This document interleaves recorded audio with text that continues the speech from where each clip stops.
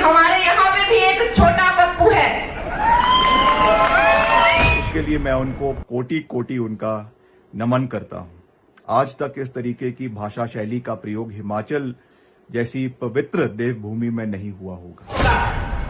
झूठा और एक नंबर का पलटूबाज है ये छोटा पप्पू। लेकिन आप इससे उम्मीद ही क्या कर सकते हैं जब इसका सीनियर बड़ा पप्पू कहता है कि हमें शक्ति का विनाश कर देना है। मैं आपको ये कह देना चाहता हूं कि हिमाचल को की जनता को कोई लेना देना नहीं है कि आप क्या खाती हैं और क्या मुंबई में पीती हैं। ये हिमाचल के मुद्दे नहीं। मैं चुनौती देती हूं कि ये तुम्हारे बाप दादाओं की रियासत नहीं है जो तुम मुझे डरा के धमका के यहां से बाहर भेज दोगे। Please talk on issues. आपका क्या विजन है? आप क्या हिमाचल प्रदेश के लिए, मंडी संसदीय क्षेत्र के लिए करना चाहती है? गरीब घर की बेटी, मैं ये चुनाव जीतूंगी, लड़ूंगी और बार बार जीतूंगी। हमारी बहुत बहुत शुभकामनाएं। आप मंच पर इसी तरीके से जो है शब्दावली का प्रयोग करते रहें। आपको हमारी बहुत बहुत शुभकामनाएं। जय हिंद, जय हिमाचल, जय श्री राम। है इतनी मिर्ची लग रही है कि दिन रात मुझे अपमानित करने में, दिन रात मुझे कलंकित करने में, मुझे दोष लगाने में दिन रात लगे हुए हैं। नवरात्रों में भी इनको चैन नहीं है। जैसे मेरी बहन धनेश्वरी जी ने कहा कि एक बड़ा पप्पू है दिल्ली में, लेकिन हमारे यहाँ पे भी एक छोटा पप्पू है।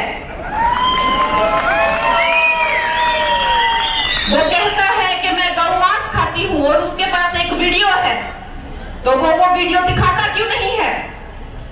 उसके पास कोई तो इस चीज का प्रमाण होगा कि उसने मुझे गौ मांस खाते हुए कहां देखा। कोई रेस्टोरेंट का बिल होगा, कोई फोटो होगा, कोई इंटरव्यू होगा। झूठा और एक नंबर का पलटूबाज है ये छोटा पप्पू। लेकिन आप इससे उम्मीद ही क्या कर सकते हैं जब इसका सीनियर बड़ा पप्पू कहता है कि हमें शक्ति का विनाश कर देना है। जो भी हिंदू धर्म की जो शक्ति है, देवी शक्ति जो है, उसका विनाश कर देंगे। तो जब बड़ा पप्पू ऐसे बातें करता है तो छोटे पप्पू से क्या उम्मीद की जा सकती है? छोटा पप्पू मुझे कहता है कि ये कलंकित है, ये अपवित्र है और इसको देवभूमि में आके पवित्र होना चाहिए। मैं उसको पूछना चाहती हूं कि उसे क्यों लगता है कि मैं अपवित्र हूं? क्योंकि मैंने अपने बाप के नाम के बिना, अपनी मां के नाम के बिना, अपने आप खुद अपना नाम मुंबई नगरी में बनाया, इसलिए उसको लगता है मैं अपवित्र हूं। उसको क्यों लगता है मैं अपवित्र हूं? क्योंकि मैं पॉलिटिक्स में आना चाहती हूं। मैं चुनौती देती हूं कि ये तुम्हारे बाप दादाओं की रियासत नहीं है जो तुम मुझे डरा के धमका के यहां से बाहर भेज दोगे। ये नरेंद्र मोदी का नया भारत है। यहाँ एक छोटा सा गरीब माँ का बच्चा जो चाय बेचता था रेलवे स्टेशन पर, आज वो इस धरती का, इस देश का सर्वोच्च नायक है, सर्वोच्च प्रधान है, सबसे बड़ा प्रधान सेवक है। ये वो भारत है। मैं गरीब घर की बेटी, मैं ये चुनाव जीतूंगी, लड़ूंगी और बार बार जीतूंगी।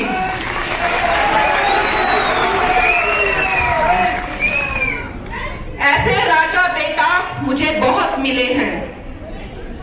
यही नहीं मिले, हर जगह मिले हैं। फिल्म इंडस्ट्री में भी इन राजा बेटाओं को मुझसे बड़ी प्रॉब्लम थी। वहां पे महिलाओं का शोषण करने का प्रचलन था। लड़कियों को इस्तेमाल किया जाता था, चुप करा के भगा दिया जाता था। इसके खिलाफ जब मैंने आवाज उठाई तो यही वंशवादी, यही परिवारवादी कुछ पप्पू जो शराब और ड्रग्स के नशे में धुत रहते हैं, इन्होंने मुझे डराया, मुझे धमकाया, यहां तक कि मुझे नोटिस भेजा और मुझे जेल में डालने की कोशिश की। लेकिन मेरा कुछ नहीं बिगाड़ सके। इन्होंने मुझे खत्म नहीं किया। मैंने अपनी फिल्मों से हीरो ही खत्म कर दिए।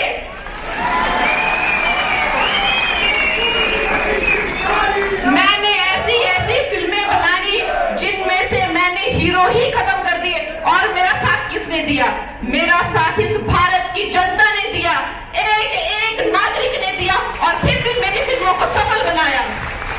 नमस्कार साथियों। आज भारतीय जनता पार्टी की जो मंडी से प्रत्याशी है, हमारी बड़ी बहन, जिनका हम बहुत मान सम्मान करते हैं, कंगना रनौत जी, आज मनाली में थी और एक कार्यक्रम में जिस तरीके की भाषा शैली का प्रयोग उन्होंने किया है, शब्दावली का प्रयोग उन्होंने किया है, खास करके हमारे लिए, कांग्रेस पार्टी के लिए, हिमाचल प्रदेश के लिए, उसके लिए मैं उनको कोटि कोटि उनका नमन करता हूं। आज तक इस तरीके की भाषा शैली का प्रयोग हिमाचल जैसी पवित्र देवभूमि में नहीं हुआ होगा। खैर, मैं ये कहना चाहता हूं कि वो जिस मनाली के मंच पर थी, अगर उन्होंने इस शब्दावली के बजाय अगर मनाली के मुद्दों की बात करी होती, आपको याद है कि कुछ ही दिनों पहले, कुछ ही महीनों पहले सदी की सबसे बड़ी आपदा मनाली में आई, हिमाचल में आई, मंडी में आई, और आप कहती हैं कि मेरा घर मनाली के अंदर है, मैं मनाली वासी हूं। मगर क्या आप आपदा के समय में एक दिन भी मनाली में गई? हम आपदा के समय में, चाहे आपका आलू ग्राउंड है, वहां पे उपस्थित रहे। पतली कुल का ब्रिज हमारी सरकार द्वारा रिकॉर्ड जो है 48 घंटे में उसको हमने मौके पर जाकर ग्राउंड जीरो पे जाके उसको रिस्टोर करवाया। लेफ्ट बैंक जो पूरी तरीके से क्षतिग्रस्त हो गया था, वहां पर जाकर हमने उसको रिस्टोर करने का कार्य किया।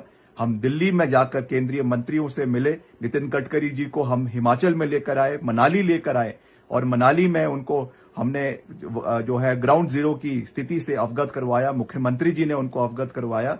इसलिए अगर आप इन तथ्यों के ऊपर बात करें तो अच्छा होगा। हम आपका बहुत मान सम्मान करते हैं, मगर मैं आपको ये कह देना चाहता हूं कि हिमाचल की जनता को कोई लेना देना नहीं है कि आप क्या खाती हैं और क्या मुंबई में पीती हैं। ये हिमाचल के मुद्दे नहीं है। मेरा आपसे निवेदन रहेगा, since you are the candidate of Mandi parliament constituency from Bharatiya Janata Party, please talk on issues. आपका क्या विजन है? आप क्या हिमाचल प्रदेश के लिए, मंडी संसदीय क्षेत्र के लिए करना चाहती है? क्या आपने आपदा के समय में किया? क्या भूमिका आपकी आने वाले समय में रहेगी? कितना सहयोग आपने पूर्व में दिया? इन सब चीजों के ऊपर बात करें।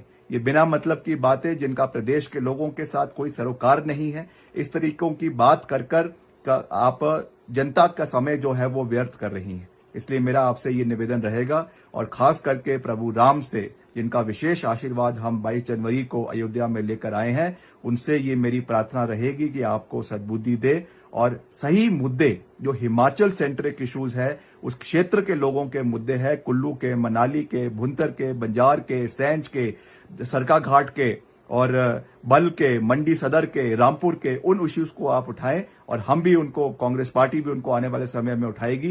And let's have a focused debate on the developmental trajectory of Himachal Pradesh. और ये बिना मतलब की बातें, खाना पीना क्या है, इसके बारे में फोकस ना रखें। ये हिमाचल प्रदेश की भविष्य के लिए अच्छा रहेगा। आपको हमारी बहुत बहुत शुभकामनाएं। आप मंच पर इसी तरीके से जो है शब्दावली का प्रयोग करते रहें। आपको हमारी बहुत बहुत शुभकामनाएं। जय हिंद, जय हिमाचल, जय श्री राम।